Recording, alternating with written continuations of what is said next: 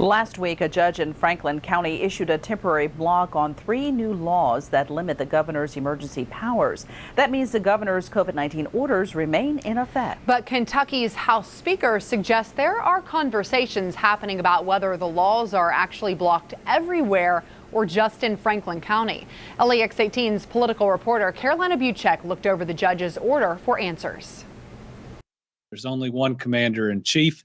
And ultimately, this has to be an executive-driven response. That executive response to COVID-19 in Kentucky was on the line in court. But on Wednesday, Franklin Circuit Court Judge Philip Shepard issued this order granting temporary injunction and giving the governor the temporary relief he wanted. In it, the judge is clear. The executive orders related to COVID-19 shall remain in full force and effect pending a final judgment in this court.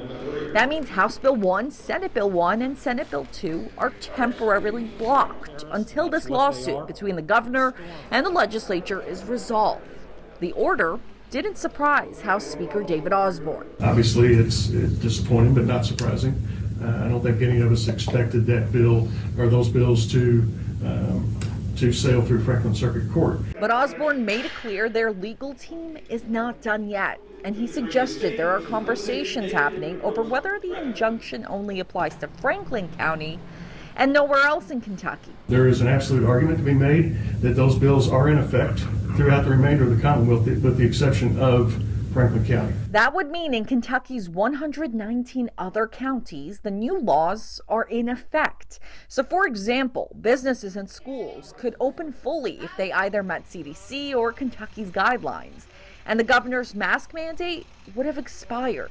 The governor's office quickly shut the speculation down, clarifying that this order is a statewide injunction. The order itself doesn't mention any specific counties it applies to. Instead, it says this temporary injunction shall be effective immediately upon its entry and shall be binding on all parties and all others acting in concert with them. In Frankfort, Carolina Buchek, LEX 18 News.